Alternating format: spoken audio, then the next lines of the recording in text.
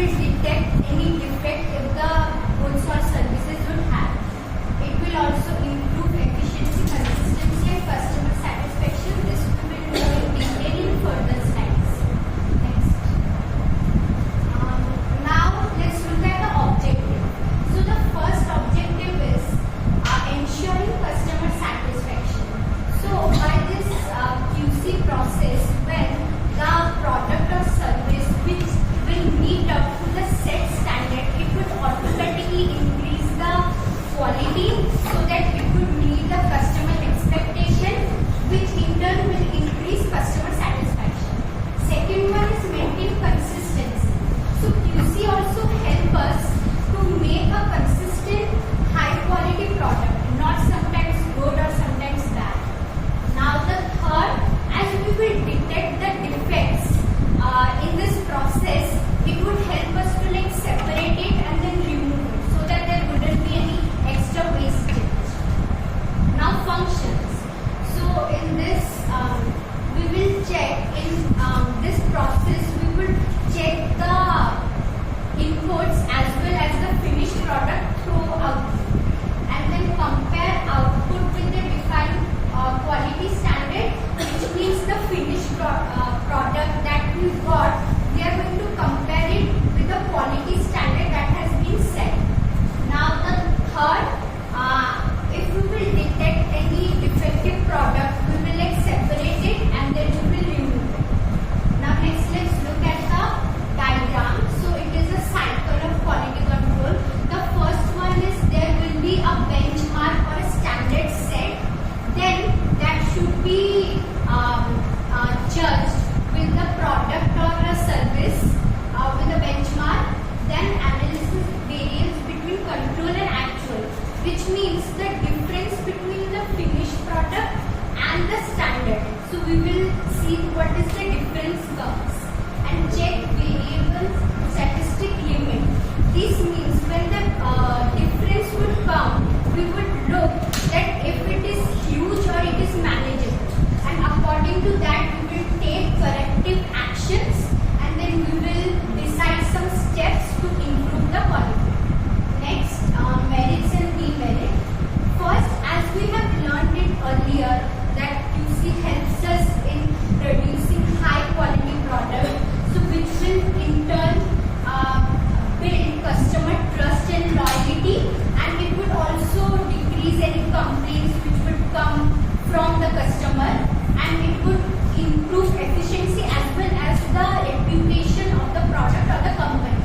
Now the demerits, obviously this process will take a lot of time, a lot of resource, and the defects are detected actually after the production. So it is one of the demerits. And then as the defect we will get to know after the production, so there can be a wastage. Next, application. So in manufacturing industry we check goods or machinery's quality. In food industry we check food and hygiene. In pharmaceutical industry we check medicines for safety. And for construction industry we check a building material like cement and steel. In software industry we check or test the programs and the apps for any bugs or error. So in conclusion, quality control is a backbone of a reliable production, ensuring that every product is reaching its set standard. Bonded warehouse is a place where imported goods are kept till custom duty is paid.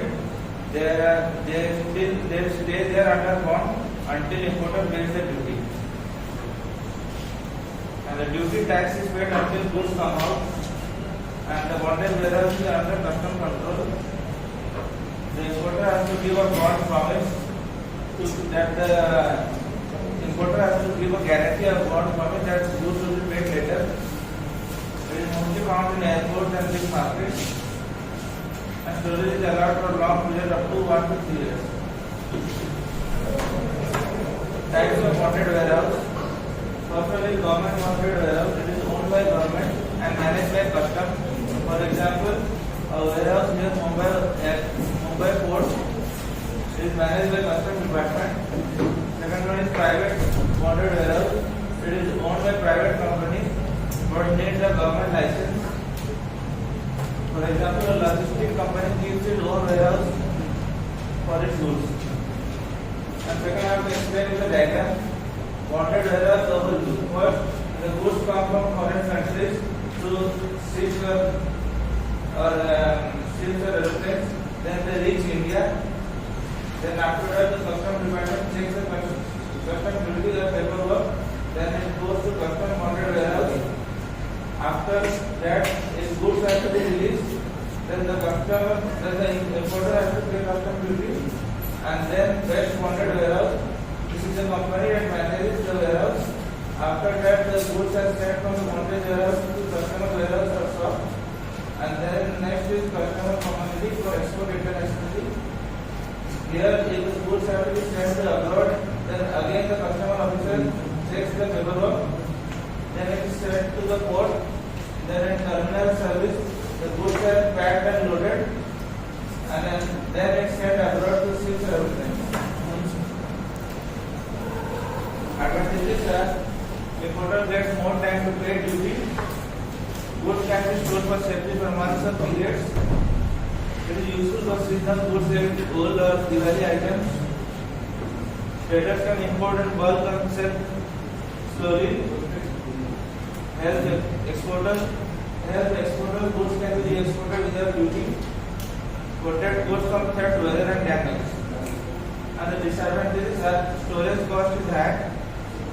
Strict rules and many documents are required. Importer has to provide security or guarantee. Delay in getting goods if paperwork is not complete. Bonded warehouse is a safe place and it is the safe storage place plus delayed duty payment. It is useful for importer, exporters and traders. Low quality support global businesses. Louder, your voice is not audible. Good morning everyone, my name is Sudhir. Today I am discussing about the GIT. GIT is a production strategy aimed at improving efficiency. It is developed by Toyota in Japan. It is focused on reduced weight, low inventory and lead time. It ensures the products and materials arriving not in time. Objective and function of the GIT. Enhanced productivity. थोड़ा slow चला. You have flight for Delhi. Objective of the GIT. First one is enhanced product quality. It means better making a product is smart, well, and to delivery fast. And increasing flexibility. It means production adapt to change according to customer demand. Ensure timely. It means production made or delivery when only one needed. It not to be early, not to be late. Function of a GIT. Streamline production. Production should be smooth and continuous. Or no delay or overproduction. Another one is slow supply coordination. Strong communication between suppliers and timely delivery and ensure to no overproduction. Employee involvement and responsibility means the employer encouraged to solve the problem and maintain quality and reduce waste.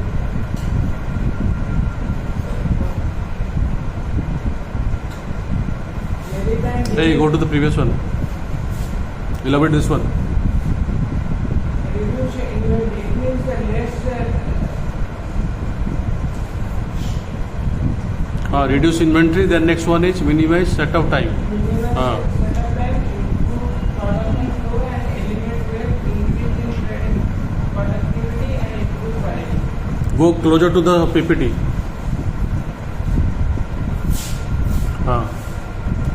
Little bit closer और थोड़ा आगे जाओ. हाँ बस वही ठीक है. Elaborate. Next नहीं, उसको एक्सप्लेन करो.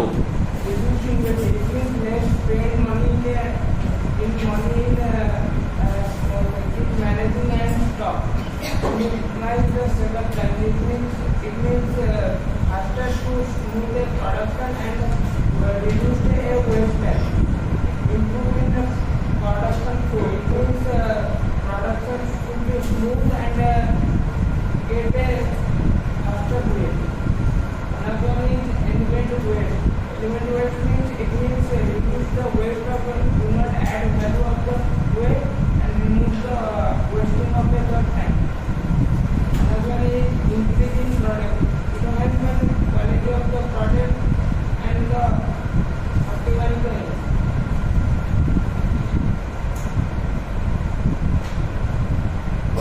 merit and demerit of the reduce waste. Product should be depend on the actual demand and it is less chance of overproduction and damages. Another low inventory cost. It means less spend money of the stock and managing stock. Another one better cash flow. Cash is not blocking the overproduction. Business can use for different purposes. Improving quality means better production for smooth production and wax well and loss of start and satisfy the customer need. Demerits of JIT, high dependence of supply. It means supply is delayed, production is stopped. Another one, no substitute. If the demand is high, it can lead to shortage of the stock. It means external issues like strike and natural disaster and transport delay can stop the production. High coordination needed. It means coordination between manufacturer and distributor and supplier. My name is Mr. Pradhan. I am going to explain about the ISO 22000. You can see the overview. ISO 22000 is an international standard of food safety management system. It is developed by the International Organization for Standardization, and it ensures the food should be safe while human beings consume the food. Here you can see the objective. Ensure the food safety from the supply chain means you have to see the safety of the human beings in the safety of the foods in the supply chain and identify the risk and prevent the risk and control the food safety and build consumer trust so that they can purchase and delivering them the safe products and promoting the international trade. As we know that food will import in our country and by maintaining the good quality food we can promote our international trade and build the food safety in the business management system. And now the functions. Establish a food safety policy which is just to create a coordination on other countries, conducting the hazard analysis and risk assessment, defining critical control points and monitoring verification and documentation. तो side हो जाओ, presentation चल रहा, तुम लोग गप्पे क्या लगा रहे हैं? This is a diagram of the ISO 20000. As you know that ISO 20000 consists of the standard of the foods and system management of the supply chain and the risk analysis into analysis the risk and it tell about the food industry supply chain and how to improve the food safety and the food should be health conscious and the food should be safe. And here the merit and demerit. The merits. It ensures the safe food for the consumer and it enhances the brand reputation. Means if you make a good product quality, then your brand also and build the customer trust. And it also helps in global trade and improve the operational efficiency and reduces the risk. Not demerits. It is related to little bit costly, and it requires the training, it requires the good training and skilled workforce, and continuous monitoring and audit this workload, which may cause documentation burden. There are some applications where we can apply the ISO 20000. First is food processing industries like dairy farm, meat, beverages and bakery.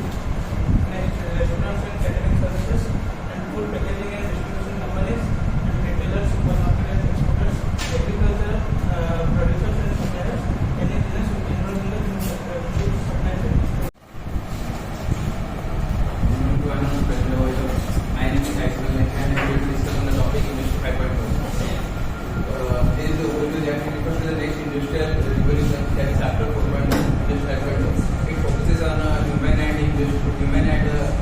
technology machines collaboration. It combines advanced technology like AI, robot with the human creativity and problem solving skills. It aims for personalization, sustainability and resilience in industries. While Industry 4.0 was about smart factories, then Industry 5.0 is about the human and machine synergy. Then it is the objectives that it enhances human-centric production. That's not about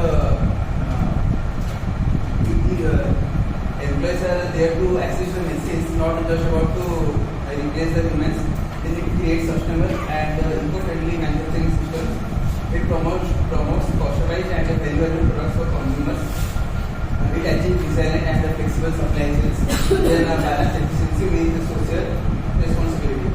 Then here is the functions about functions that are human-robot collaboration in production, use of AI and big data for decision supports, smart customization for human needs, actively human individual needs, then integration of green technologies for sustainability, then ensuring workers' well-being, safety and skill enhancement. Then here is a diagram about industrial revolution. That Industry 1.0 introduced in 1780. That tells about the mechanism with steam and water power. Then comes Industry 2.0 with in 1870. That tells about mass production with electric power and assembly lines. Then Industry 3.0 in 1970. That is automation and computerization. Then Industry 4.0 in 2010. Cyber-physical system with IoT, AI, cloud and data analytics. In Industry 5.0 is introduced recently in 2020. That explains or describes about human-machine collaboration. That is hyper-personalization. Then there is the merits and demerits. In merits, it improves productivity and efficiency, sustainable and eco-friendly manufacturing, then faster innovation cycles, and better decision making with AI insights. In demerits, it is first of all it is high initial cost of setup, then privacy and cyber security concerns, then ethical issues in AI decision making, then potential job displacement in some sectors. Then here is its application. Then in manufacturing sectors, human and robots both work for co-working for customer-based production. Then in healthcare, AI plus human doctors for precision medicines. In agriculture, it helps in smart farming with sustainable focus. In automobile sectors, it helps in personalized vehicle design and green mobility. In retail for hyper-personalized shopping experiences. And in energy sectors for renewable energy integration with AI optimization. Sourcing, acquiring and management of goods and services needed for business operations. It ensures timely availability of quality materials at the right price and reliable suppliers. The process involves supplier selection, negotiation, contract management, order processing and inventory coordination. Effective purchase management reduces cost, improves quality and builds a strong supplier relationships, supporting overall organization and efficiencies. Functions and objectives: ensure availability of materials, maintaining quality standards, cost control and negotiations, and building supplier relationships. Purchase management: understanding the supply market, identify accurate requirements, evaluating suppliers' quotations, finalizing the suppliers, negotiations and contracts, invoice and payments, and supply relationship management. merits and demerits. First we will do merits. Ensures a timely supply. Helps maintain smooth operations by avoiding shortage. Reduces cost in negotiation and bulk buying. Lower overall expenses. Improves quality. Careful supplier selection ensures better product standards. And demerits are risks of supply dependency. Relying too much on one supplier can cause disruption, price fluctuations. Market changes may increase procurement costs, quality issues, inconsistent suppliers can lead to poor quality of materials. Then applications. Manufacturing industries ensure continuous production by procuring raw materials and components on time. Retail and wholesale. Maintain product availability and controls inventory control to meet customer needs. Government procurement promotes transparency, cost efficiency, and fair supply selection in public spending. Service organizations supports daily operation by sourcing equipment, tools, and service efficiency. Good morning, everybody. Today I am going to present on the topic hub and spoke model. So let's get an overview of what is hub and spoke model. Hub and spoke model is a distribution system where a central hub serves as the main point for sorting, storing, and redistribution food to multiple spoke locations. In simple terms, hub and spoke model is a model of supply chain where the hub works as a main point and the spokes are the sub point to distribute products to the consumers. And it improves efficiency, it reduces cost as well as it streamlines operations. The main functions and objectives of the hub and spoke model is basically it is centralized operation through a hub. Basically, the hub is a place where all the work is done and then sent to the spoke for basically retail and distribution or to the consumers. Okay. Next is efficient. Be slow. You are very fast. Next is efficient movement of goods between hub and spokes. As we know that the products, some products are fragile, some products are perishable, and some products need to take better care. So we always make sure that the products that we are sending from one hub to a spoke, it works upon a specific time frame, so that the products reach on the specific time and there is less delay and less congestion in the specific spoke. Next is minimizes duplication of resources. As all the products or services are being done in one hub, so there is no duplication of resources as well as there is no saving of resources, because we don't have to create more and more products in different spokes. We have to create all the products in one specific hub, so that there is no duplication as well as all the products are similar to each other. Next is ensure cost-effective logistics and inventory management. As we are focusing upon storing and distribution, then as it is one hub, it is easier to understand whether it is cost effective, and secondly, it is easier in inventory management. This is a diagram of hub and spoke model, where the hub is the central unit. All the products or services are being stored and they are consumed and even distributed from this specific place. And then these are the total scopes that are shown as A, B, C, D, and E. They are the scopes where all the products are sent for retail and distribution further. Okay. This is the initial design of hub and spoke model. If the consumer or if the product needs to be distributed more, then the spoke always sometimes work as one small hub or one small spoke, and then more and more sub spokes are created based upon the location. Now let's talk about the merits and demerits of hub and spoke model. First of all, it is a cost-efficient logistics. As I had mentioned before, there is less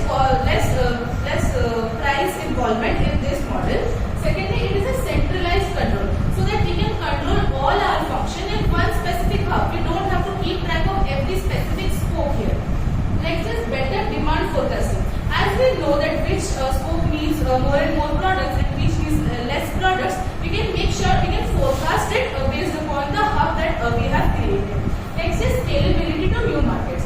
As there is one hub, we can also focus on making more and more spokes so that we can distribute the product to different areas. Now, as there are lots of merits, this also creates demerits, such as the hub dependency is a lot higher. Like if there is only one place where all the work is going on, there can be dependency of all the spokes. So there can be delay in production, there can be also delay in distribution. Next is congestion at hub. Sometimes as there is delay in production and distribution, at some points maybe some spokes don't need the product, some spokes need a lot of product and the hub doesn't has it. So there can be congestion at the hub. Next is higher setup and maintenance cost. As there is only one hub that needs to be maintained properly so that they can be sent all the products to the spokes. Next is longer transits if the hub is distant. Suppose there is one spoke and there is one hub which has a very long distance. Like it takes 2 to 3 days to reach to the specific spoke to deliver and to transfer the product. So at this point, if the spoke is having lack of product, there can be problems in transit and there can be problems in distribution further. Now let's talk about the application where hub and spoke model is mainly used. First is the airline route planning. Most of the big airline areas, they use the biggest airline as a hub and then small airline as a spoke. It is mainly done in the domestic airline ways. Next is the logistic and distribution. Today in every manufacturing sector, almost a hub and spoke model is used for logistics and distribution. Next is retail and e-commerce. Examples like Amazon, examples like Pantaloons, they also use the hub and spoke model for e-commerce and retail. Next is manufacturing industries. Every manufacturing industry such as Coca-Cola, such as FMCG products like Amul butter are all part of hub and spoke model. We are going to talk about one case study, that is Coca-Cola. So this is a case study of Coca-Cola. Here the hub is basically a place where the bottling of plant, there are bottling plants. For example, the product of Coca-Cola is cold drink. So all the hubs they store the product and they distribute from the hub to all the spokes. And the spokes again can be distributors, retailers and consumers. Depends upon where the Coca-Cola brand is sending its product to. This is the total flow. The syrup is the raw material which is sent to the hub first for creation of the product, storing of the product and then further sorting of the product. And then they are distributed to the spokes depends upon the location, and if needed they are also sent to the market then for the consumers to buy. Like the benefits of this, it is cost efficient, it helps to create freshness in the specific products and then scalability. For example, in India, Pune and Harpur are the only hubs of Coca-Cola. They have big hubs and they focus upon different spokes so that they can maintain their total delay and time system to send their products effectively. City lights a blur, heart beating like a drum. Tonight we paint the streets to